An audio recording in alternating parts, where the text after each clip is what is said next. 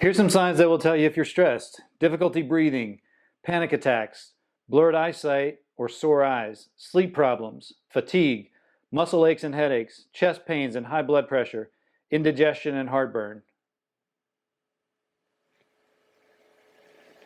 I think I've got all these.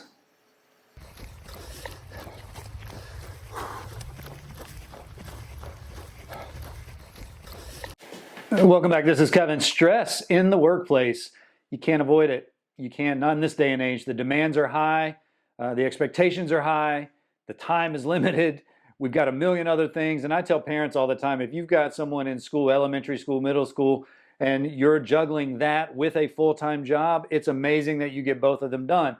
What happens in that period of time is that most people will find their stress level increases, which brings on the laundry list of things that I went over at the top of this video. The good news is, in my experience, that I find this list to be very short, and oftentimes it starts with one realization. The stress you're having at your work can be solved by stress management tools that you're not using at home. And what I mean by that is it's very difficult for us to not change careers and handle the stress we have at work, be it an overbearing boss, a lot of demands for numbers, meeting your quotas. All of those things are just going to be a part of the workplace. So we have to cater our lives around our work in a different way. That's number one that I recommend starting with, is taking more breaks. Not a half-hour break, a 5-minute break.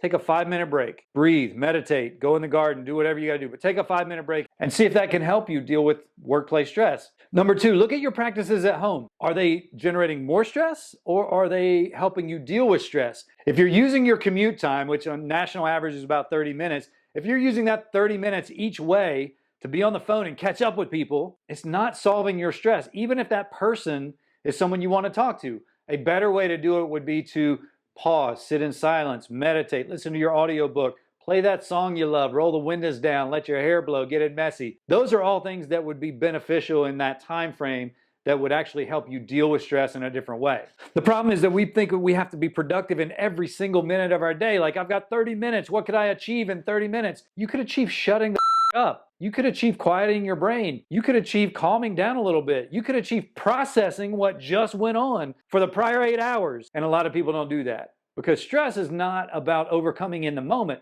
Stress is about processing what you've already been through. And I think the biggest problem that we have is we compartmentalize, and we think that workplace stress is solved, created, and will die in a box called workplace stress. And that life stress is over here, and it will only thrive in the life stress box.